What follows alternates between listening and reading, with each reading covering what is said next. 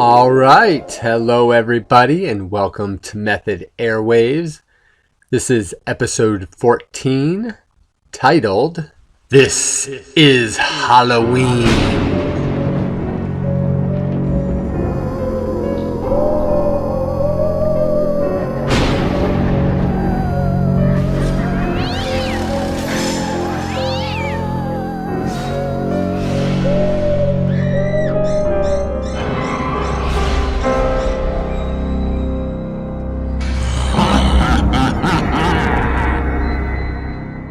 Ha ha ha. Hope you like that little intro I made. I put the sounds together, and I love Halloween. Today, we're going to talk about everything Halloween, from the history to different movies to my memories. I have a ton of memories with Halloween, trick-or-treating, and every year we did a big theme. We'll talk about that here in a bit. And Halloween, October 30th is my mother's birthday, so that's worth mentioning. And I love fall. I love the changing, the leaves falling and the season, and it gets darker earlier and a little colder, and for skateboarding it's great. I even wrote a Halloween book a couple years ago, my third kid's book, my seventh book, called Jumpin' Pumpkins, which was so much fun. I did all the illustrations, wrote the story, and embraced Halloween through that. So Halloween, there's so much to this. Where do we begin? Well, let's talk just a real brief history of Halloween and how it all began.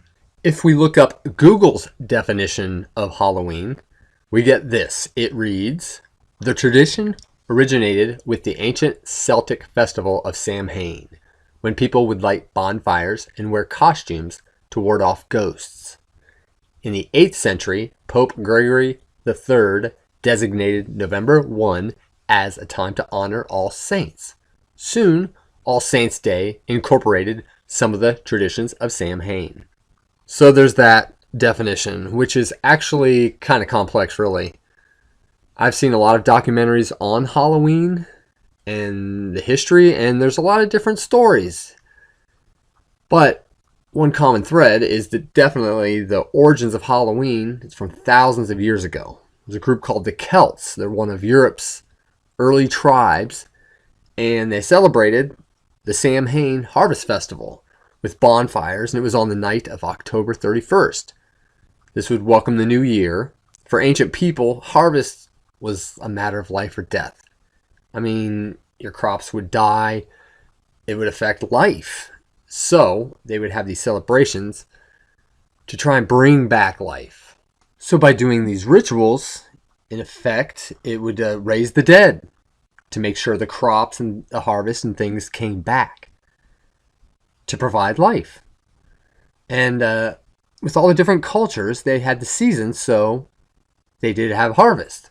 And as Christianity spread, it was All Hallows Day, which was November 1st, that ended up changing to All Hallows Eve on October 31st. And it was shortened through time to Halloween. And during the Middle Ages, priests would tell Christians to pray for souls trapped between heaven and hell. It's called purgatory. If enough of these prayers went to the souls, they could go on to heaven. And during these times, they would have children. They would go what's called souling. They'd go door to door, and they would ask for soul cakes, which was like kind of a pastry. And the beggars, or these children, would offer up prayers for souls trapped in purgatory. And some of these beggars were kind of wild and rowdy, and they would hide their identity with masks. Sometimes they would wear the masks and perform skits and door to door, and they would be rewarded with food. So this is kind of a foreshadowing of trick-or-treating and putting on costumes. I mean, we're talking way, way back. Fast forward to 1865, the Civil War ended, 4-year war, and this is where America's Halloween story really begins. Because all the Scots and Irish immigrants coming over, they brought all their Halloween traditions and customs with them. Moving forward even more, it was in the 1920s and the Great Depression. Halloween was about tricks. Kids would do crazy stuff like throw rocks through windows, pull pranks on old people, like move a staircase or something as they left their house. Just crazy stuff. And that got worse and worse. Maybe it was a sign of the times with the Great Depression and what people were going through.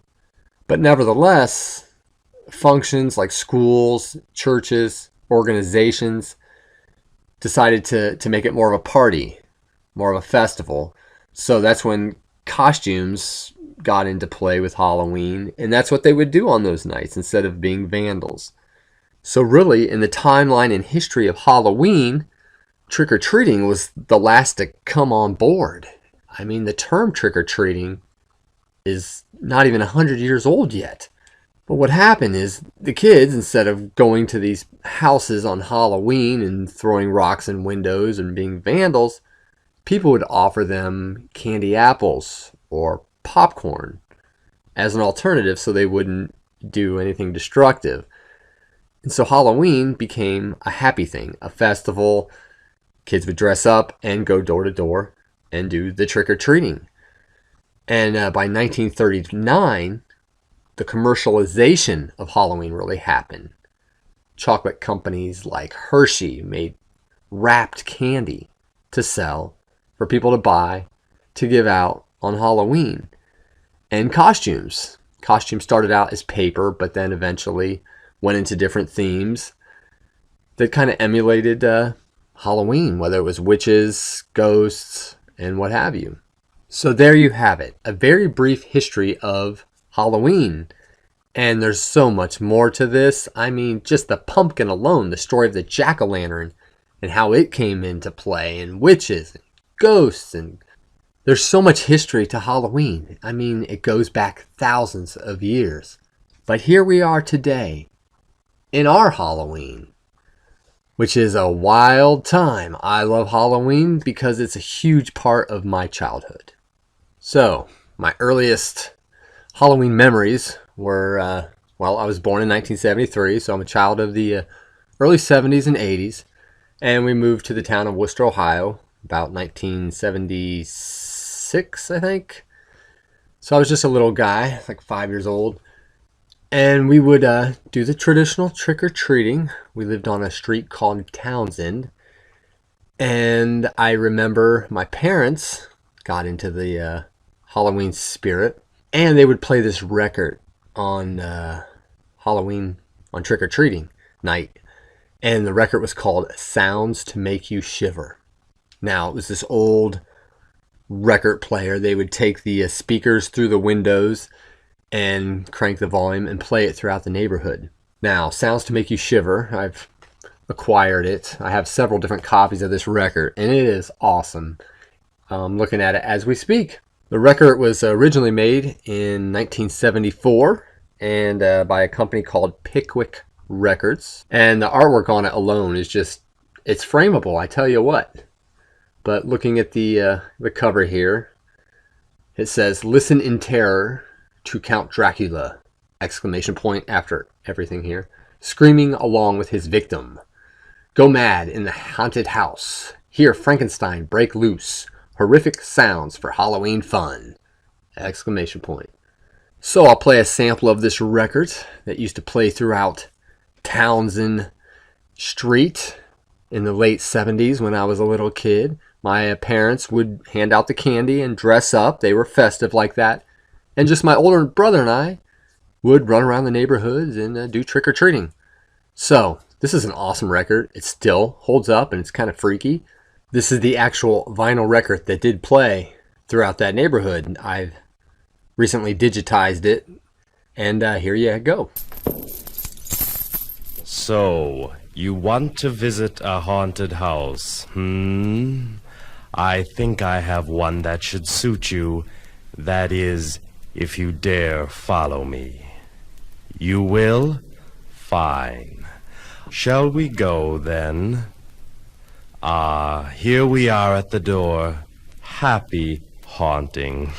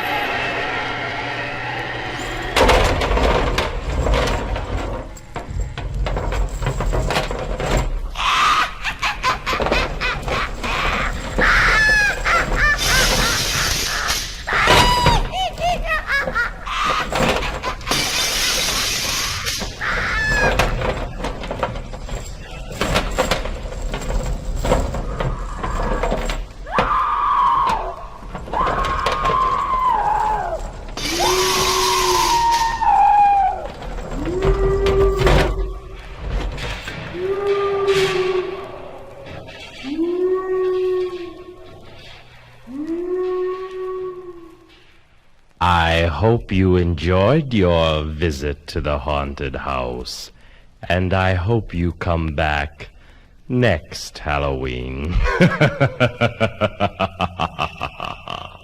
How cool and spooky is that? Now, the whole thing, of course, is 60 minutes, 30 minutes per side, and the speech at the end was at the end of the second side of the record. Something about that vinyl makes it a little more eerie, and it's aged compared to some of these CDs that they make of scary sounds, blah, blah, blah. The old ones like that really hold up. After we lived on Townsend, we moved to what was called Avalon Street over by the College of Worcester. And I was probably, I was in kindergarten then. Trick-or-treating, and what I did through grade school, I was a creative, artistic little boy. So what I would do the Halloween season is I would decorate like crazy. I'd take trash bags, white trash bags, hang them up from the gutters, take black Sharpie markers and make eyes, and I would decorate the house pretty extensively. We had these neighbors down the road called the Beanies, and every year they went all out. I mean, they were the house to go to. I'll never forget this. They would give out cider. It was a big happening, and they had huge displays. They would have mannequins, and man, it was cool. That was my inspiration. That was a good light bulb in my head that said, you know what, I can do this too, even as a little boy. So every single year, I did a bigger display and more intricate stuff. To the point where finally I got a little older, and my family got involved, and we did themes. And boy, did we do themes. Every year we had a separate theme. I was the George Lucas of the project. I was the director, and I would choose the cast and what to do. Boy, it was a big project, especially in my early 20s. I mean, when you get older, my early 20s, I didn't have any kids, so how am I going to celebrate Halloween other than just watching movies? Obviously, I'm not going to go trick-or-treating, so this was a way I could get involved. I could entertain. And the very first thing we did, the very first theme was Star Wars. Simple enough. It was the early 90s, and Star Wars had more of a cult following. I mean, now it's everywhere. But then you couldn't just buy the toys at the store. But I was a die-hard nerd fan. Still am, by the way. So we did Star Wars, and I used all my sound equipment. It was cool. You'd go up to the door, ring the doorbell, door would open, and you would see with a strobe light a figure of Darth Vader. And I took samples from The Empire Strikes Back and Return of the Jedi and put them together, and Darth Vader was talking to the person before we gave them candy. the breathing, the whole bit. I was like the Wizard of Oz. I was behind this curtain kind of thing. They couldn't see me, and I would control the knobs, I guess. That was cool. We had stormtroopers, had a life-size, real-looking Yoda. And then the year after that, I believe we did The Nightmare Before Christmas. That came out in 1993. We'll talk about that movie in a little bit. That was a fun year because we had the Sally, we had the Jack, and the music. The music would play. I had a really loud speaker that would play throughout the whole entire neighborhood. And my dad was Santa Claus. He would run around the neighborhood and give out candy canes. Nightmare Before Christmas. And the following year, I believe, was Ghostbusters. One of my favorite years. Because we went all out and we had a bigger cast. We had actually people, my dad and his friends, and my brother, a couple of his friends. We had ghosts, and we had the people that would dress up as the Ghostbusters. The music would be playing, of course, and the ghosts would be running throughout the neighborhood, and the Ghostbusters would be following them, trying to catch them, and the Ghostbusters would get the other people involved. Have you seen the ghost? Where are they at? And you try and chase them, and this whole bit. We even had a silver minivan that we converted into the Ecto-1, which was the Ghostbuster mobile. And it was intricate. We had the stuff on the top. I took some poster boards, drew the logo, put it on the side. Boy, that was cool. So that was a fun year. And the following year, let me see. Oh, it was The Wizard of Oz, which was a great year. We even had my dad had a friend that had a Toto type dog. I mean, it was a twin of Toto. So Dorothy would carry Toto around. It had the whole cast. Had the Scarecrow, the Lion, what have you. And when they'd come to the door, of course, it was the Wizard of Oz that would speak. And as they were coming up to the driveway, had a bunch of fans, which would blow tons of air. That was the tornado. I think I had a separate speaker, yes, over there that had the sounds of the tornado, and you'd walk through, and then you'd be in Oz, and separate music would be playing. That was fun. And the year after that was The Muppet Treasure Island. Kind of a different choice, but I was really into the Muppets at the time, and I had a real life-size true Kermit puppet. And I could do the voice, and I had a Miss Piggy, I had an animal, not stuffed animals. These were like the puppets. So what I did is I had a mini half pipe in my garage that I used to fold down, and if you would lift it up, you could see the 2x4s, and it looked like a big ship. So I put some 2x4s up, which would, of course, look like a pirate ship, and those were the sails. And it was the Muppet Treasure Island. That movie had just come out, so the whole thing was Treasure Island, and I had maybe 4 or 5 skeletons that were with, what did I use? Fishing line, so you couldn't see it, and they were hung up, and they were all dressed up as pirates, had the music playing, people would walk up, this whole intricate thing. So what ended up happening after we kind of ran out of things to do, we just went for a Halloween theme the following years, which was actually great because it was just full on like Halloween, let's scare people. Oh, no, I almost forgot. Yes, after the Muppet Treasure Island, this was a good year.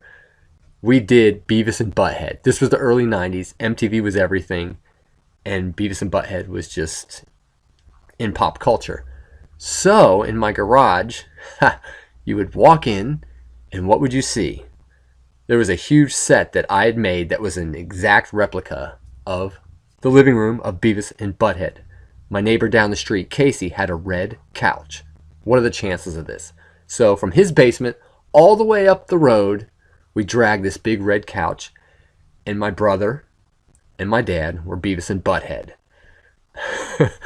My brother was Beavis, yeah, and my dad was Butthead. I'm talking we had the trash on the floor. There was a TV that was playing like Prince videos. That was cool. And they would do the laughing and people would come in. Now, back where I was. After we had a bunch of themes that we did, we went for straight out scares Halloween, which was cool because anything went. And we did all kinds of spooks and scares. One of my favorite ones is people would come into the garage, and I had this like walkway, almost like a haunted house that you'd go through. And at the very end, there was a bucket of water. Okay, and there would be an arrow, I believe, that said like, "Look here," and people would look at what? And I had a pulley system. I was probably about, I'd say, 7 or 8 feet away. I could see, like the Wizard of Oz. They couldn't see me. I was behind the curtain, and I would tug at this pulley system, which was the fishing line, and the snake. I had a big, real-looking rubber snake that would shoot up, and there was water in the bucket, so it would just scare the crap out of people, and that was kind of a good laugh for everybody. And it got to the point, honestly, where people were coming every year to our house as an event. It was like, you got to go to the Browns house. And I was the mastermind behind all this. I enjoyed it thoroughly. It finally ran its course. You know, I had moved out of the house and doing my own thing. A quick Halloween memory just came to me. We had a paper boy that would deliver the papers. His name was Mike Vini. He was my age, classmate. Now, we pulled a little prank on him that's memorable. We had, as you go up to our house, the mailbox, on the right side, I would say for like 2 weeks, we had this dummy sitting in the corner, right? And it was just sitting there. It looked like a scarecrow. We had a scary mask on it. And he would see this, so he knew it was there. Well, come trick or treat, Halloween, he comes up with his buddy and trick or treating, and there was a bowl where he thought the dummy was that said, you know, take the candy, take one. And my brother dressed up as this dummy that we had with the mask, and we scared the living daylights out of Mike because he saw that dummy at the time that he thought was fake, and it was real on Halloween. We put my brother in this outfit. That was pretty funny. Halloween, it's about scares, spooks, thrills. As human beings, we kind of like to live on the edge a little bit sometimes like that. Not full on, almost like a roller coaster. We go on to a roller coaster not thinking that we're going to fall off or that we're going to die. But we have that adrenaline that gets us going, that there's that risk, or that gets the heart pumping. And there's an element of facing your fears. Haunted houses are the same way. Now, when I was a little kid, I was exposed to Halloween movies, scary movies, really early on. Probably too early on, like 5 and 6. I mean, I had an older brother that was really into the magazine Fangoria, and he was a big fan of like the Halloween movies and all that stuff. So I was exposed to it. And my dad, he was into movies like The Shining and The Exorcist. And so I saw these films at a really early age, which was terrifying. I mean, the Amityville Horror, seeing that at like 5 years old, I would have nightmares. And, you know, I'd just get freaked out and scared. But as you get older, of course, facing those fears and controlling those fears is primal. It's kind of a part of life. And you flirt with that when you go to a haunted house. You know you're going to be scared. You're not going to die. You're going to be okay. But you're going to go through that. You're going to tap into the fear and facing your fears. The first haunted house I ever went to, I was in grade school, and it was at the College of Worcester. The students put on every year a haunted house. You'd walk through the hallways, and it was elaborate. I mean, they had these special effects, and that scared the crap out of me. I mean, some of that stuff, I wanted to cry. I was so little. But coming through that, you kind of learn about, you know, facing your fears. And so when I went years later to make my Halloween displays for the neighborhood and everything, I kind of thought of that. You don't want to go too far, you know, with gore and stuff like that, but just little scares, if you will. Just like when you watch a scary movie.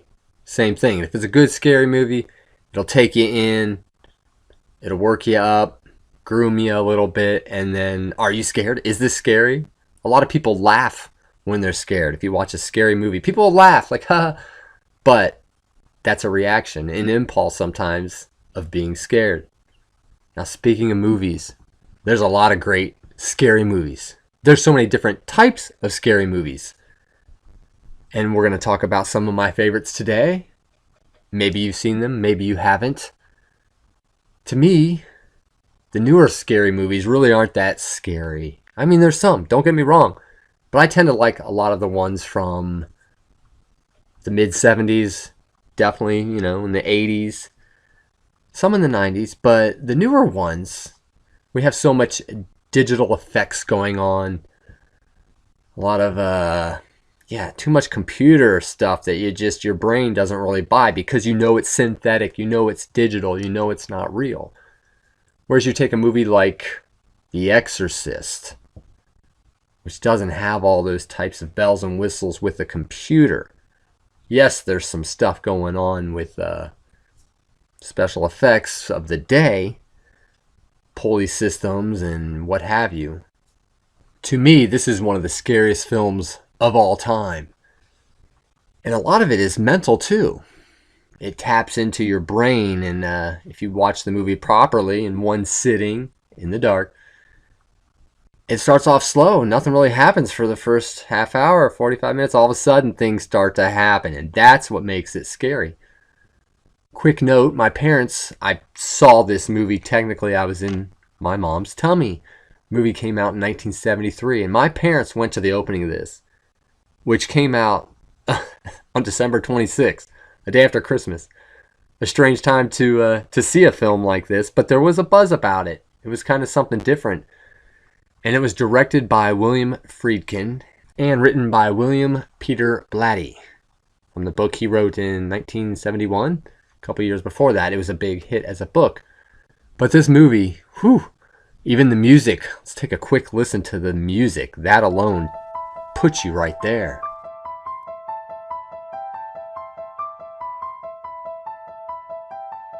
When the book was written, it was based on some true events, which made it even freakier that exorcisms were taking place and this was happening. And there's a lot of religious elements in the movie, and it's just quite a film. It is scary.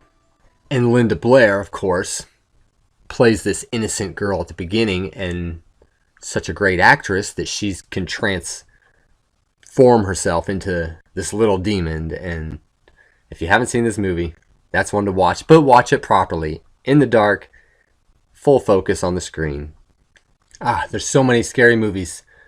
One that I definitely watch every year around Halloween is House on Haunted Hill, which came out in 1959 and starring Vincent Price, the voice from Thriller that you hear. That's him. He did a ton of movies.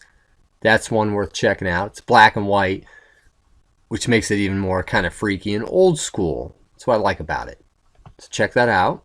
Another oldie black and white movie is Psycho. The music, 1960. Anthony Perkins. Alfred Hitchcock.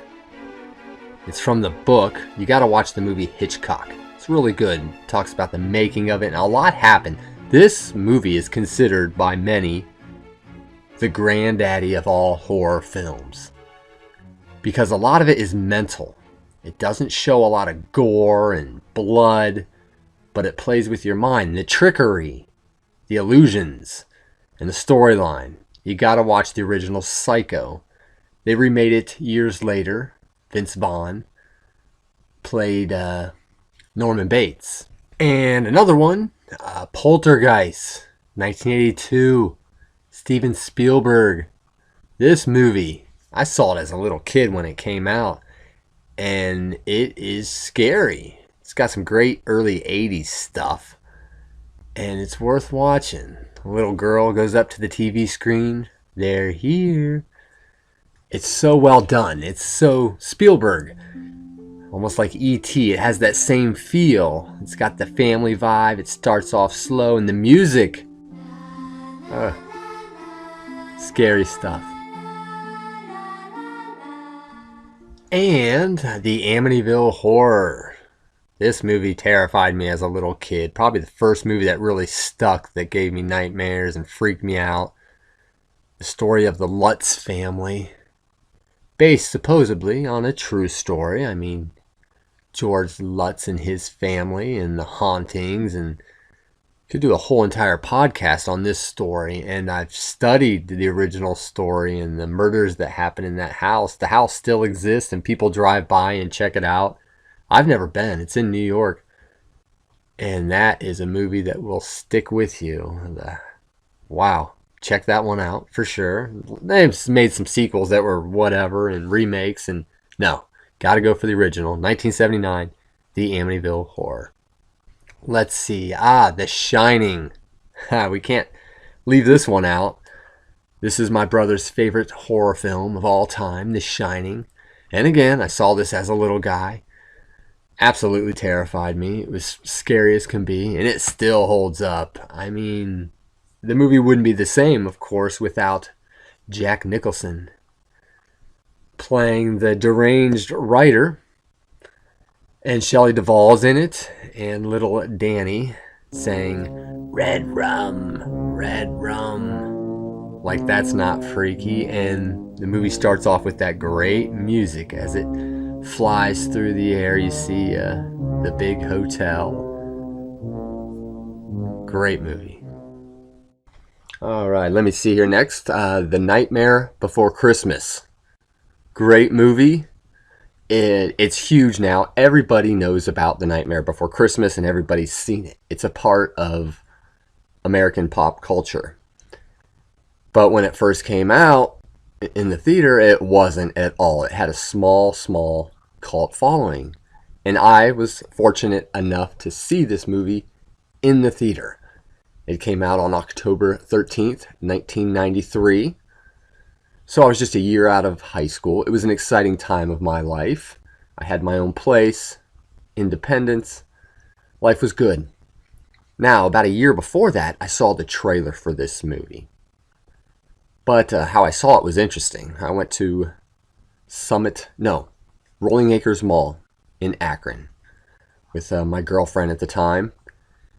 And entering the mall, you know how they do those surveys? You see people with clipboards and, well, a lady came up to us and said, "Hey, would you guys like to take a survey?" And I'm like, sure, why not? So, go into this room. It was like orange on the left side right as you entered. And I sat down. They had a little TV screen, and they're like, "We're going to play this trailer, and we want to know what you think about it." Okay, well, they play the trailer. And I'm watching this. I'm like, wow, this is different. I'm not quite sure what this is. Okay, there's skeletons and Santa Claus. What? Okay, looked kind of cool. But when I went to fill the thing out, I kind of gave it a so-so review. I'm like, yeah, it looks all right. I wasn't jumping through hoops because it was just like a minute or something. They didn't show a lot of the film. So I remembered that memory. And then fast forward to 1993. I still have the ticket stub to this movie, by the way. And shortly after the film came out, I'm going to the movie theater, right? Looking at the posters outside of the theater on the wall, and I'm just randomly going to pick a movie. And I'm like, hey, The Nightmare Before Christmas. Maybe I'll check that out. Okay, I'm going to roll the dice and just go see this film. And I remembered seeing the little trailer a year prior. So, get my big bucket of popcorn, Pepsi, go in the theater, sit down, and the movie starts. The theme song starts, and I'm in.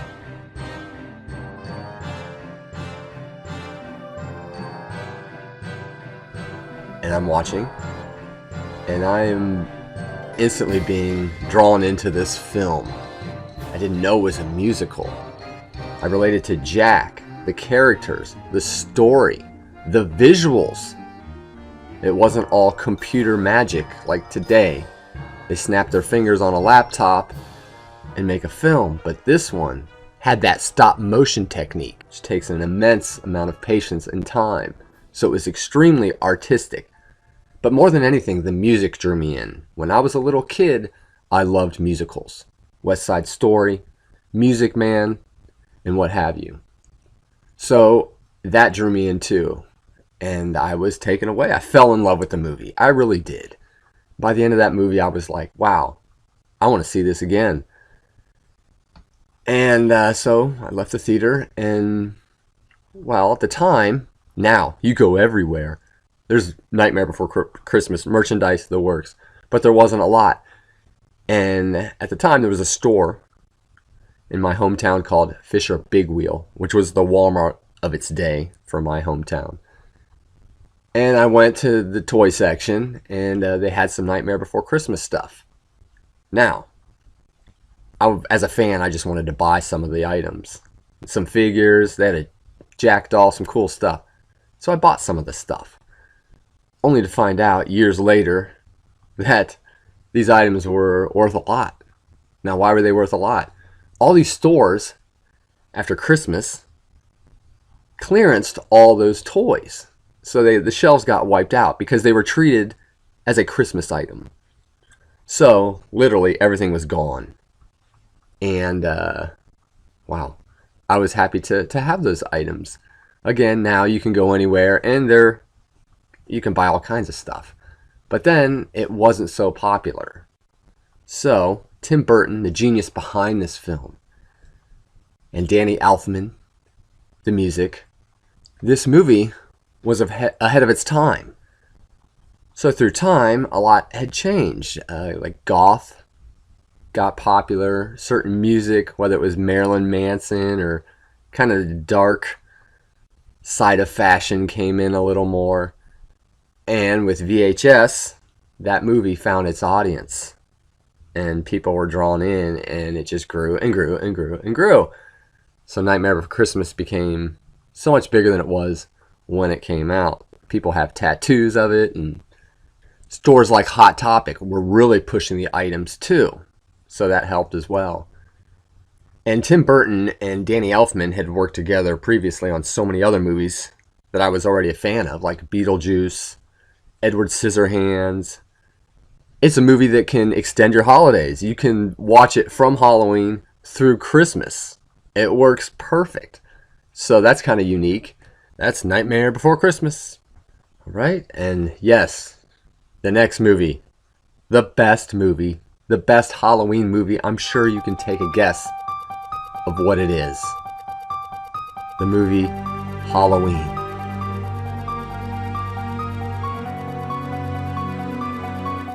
By John Carpenter and Deborah Hill, starring Jamie Lee Curtis and Donald Pleasance. I could do a whole podcast on this movie. I know a lot about this film. It's the big one. I mean, it's Halloween. No one had ever done anything like this before. And it was started out as such a low-budget movie that started small, a few theaters, some more, and then it became a smash hit. Came out in 1978, so I didn't see this movie in the theater. I was just a little kid, and the year before, Star Wars came out, and I saw that in the theater, but not Halloween. Now, this movie, the beginning alone, just takes you in. Had the steady cam all done in one shot, where it goes around the house, the babysitter, and then up the stairs, and we meet Michael Myers. The Shape, as it's called. This movie works on so many different levels. John Carpenter, of course, was a big fan of Psycho, the granddaddy of all horror films, and he had learned a lot from Alfred Hitchcock, that sometimes less is more. What you don't see is actually more scary than gore, what you could see. So he borrowed a lot from the movie Psycho. Even some of the names like Dr. Loomis and just different characters left and right that he had picked from that film. And the suspense. That is an important element of a good scary movie. And Halloween does that. It builds. It goes through time. It goes through a day. I mean, the whole thing takes place in one day. It goes through night. And the simplicity of it is what makes it awesome. I've seen this in the theater, many re-releases of it. And one time I saw it, and of course everybody gets up after the credits. I always stay, because I'm like that. And the music's still going. But some teenagers went by, they're like, oh, that wasn't scary. What? I think a lot of today's audience is kind of numb.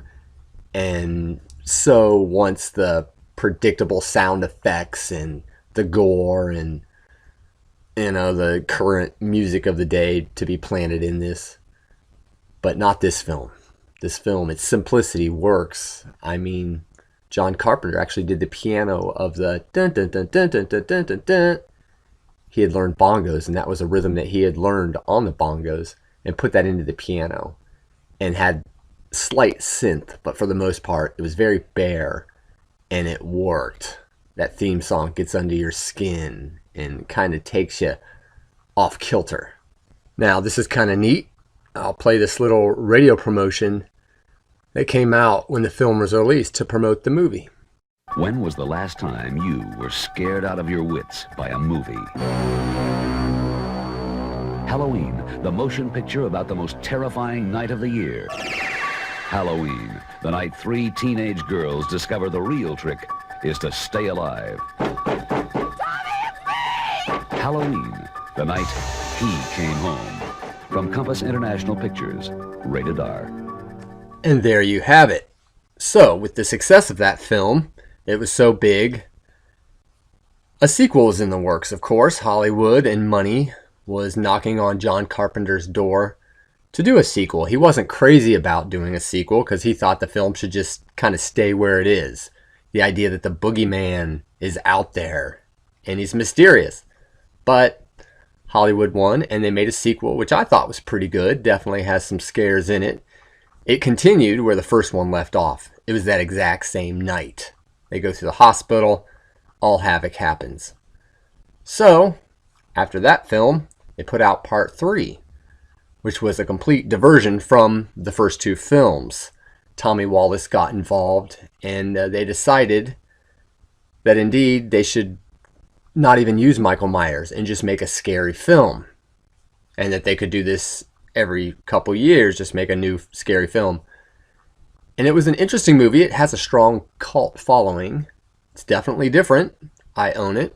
I enjoy it. But it's far from the Michael Myers stuff.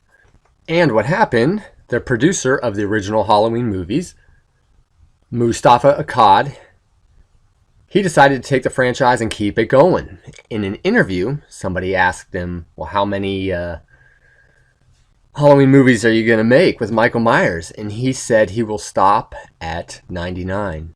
So, sarcastically, the franchise will keep going. And it has. Part 4 and 5, which I really enjoy, because they have so many 1980s elements from the fashion and even the music. Part 4 came out in 1988. Part 5 came out in 1989. And it had a good cast. Had the little girl, played by Danielle Harris, who plays Michael Myers' niece.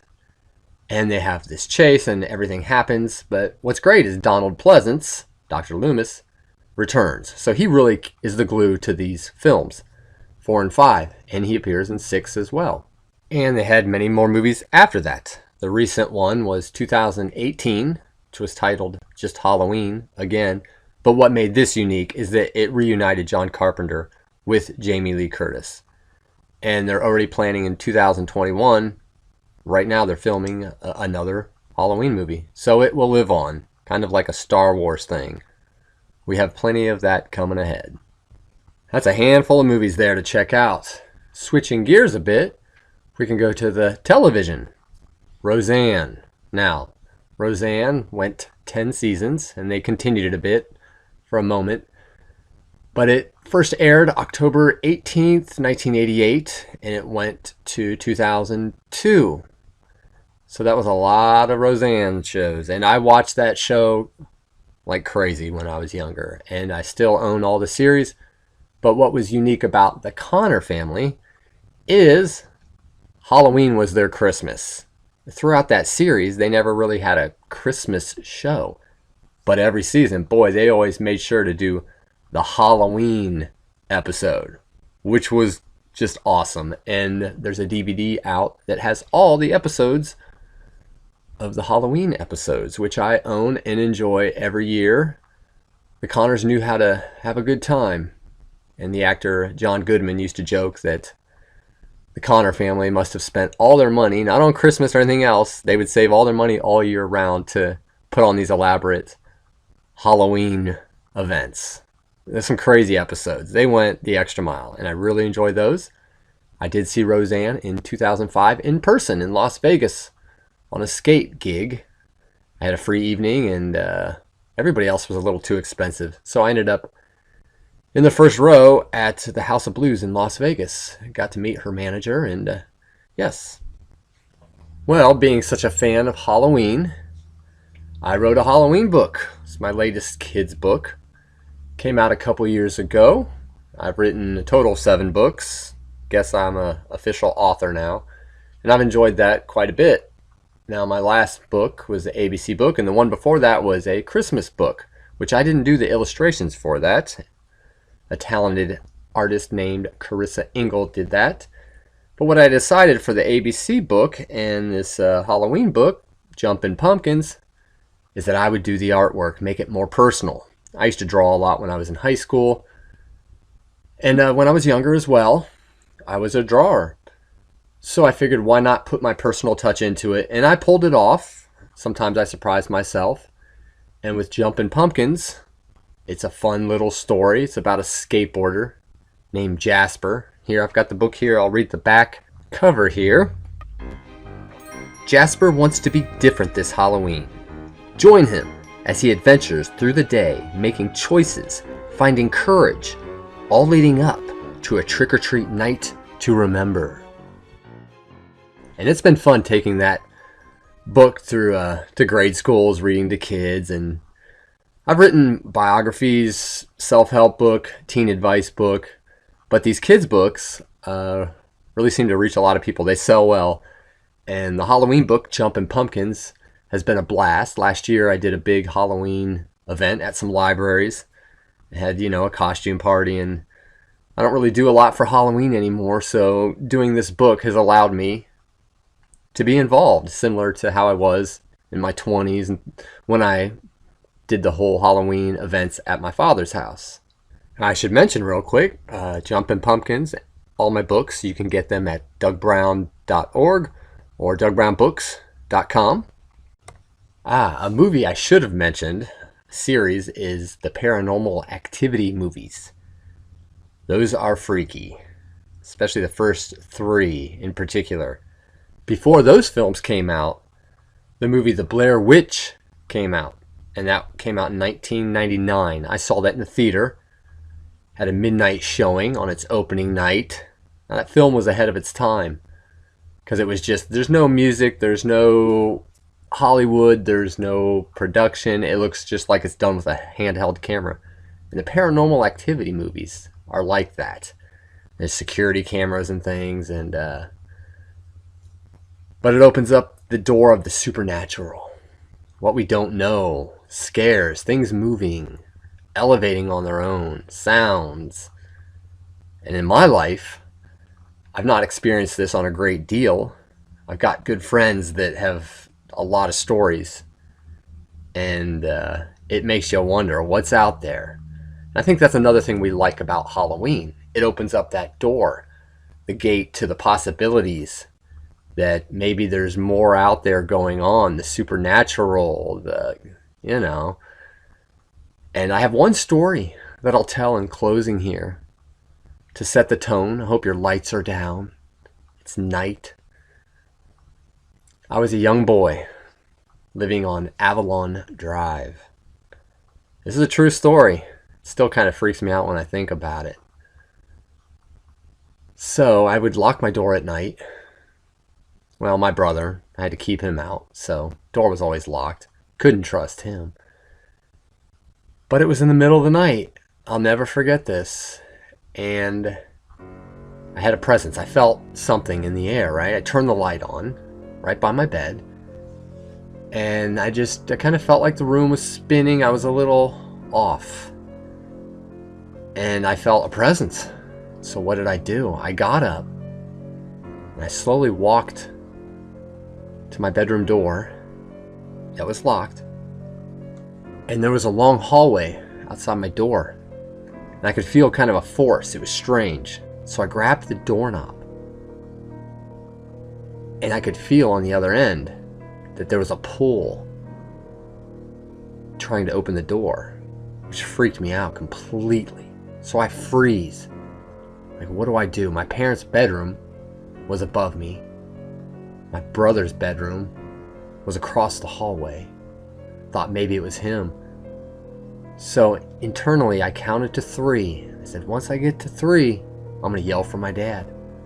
So I went 1, 2, 3. And then I yelled, "Dad!" Yelling for my father. And as I did that, the moment I did that, I felt that presence go through the hallway and exit.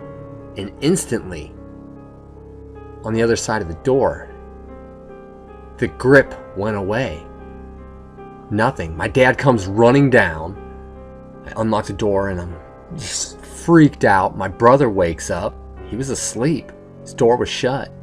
So he comes out and we sit in the living room and I tell him what happened. I was half in tears, just scared to death. And that was that. I told him what happened. But it's a story that always stuck with me. Something to do with my fears. Maybe I was just still in that dream state. But you never know. So this Halloween, be alert. Be focused. You never know what's out there, around the corner. Like the end of the movie Halloween, when Dr. Loomis shoots Michael Myers and he falls off the balcony. And Dr. Loomis runs to the window and Michael's gone. And then the movie ends with you just hearing the breathing of Michael Myers, the shape, the boogeyman. Is he out there? What is the boogeyman? Like Sheriff Brackett said in the movie Halloween to Laurie Strode, everyone's entitled to a good scare. Signing off for Method Airwaves, this is Doug Brown. Have a happy Halloween.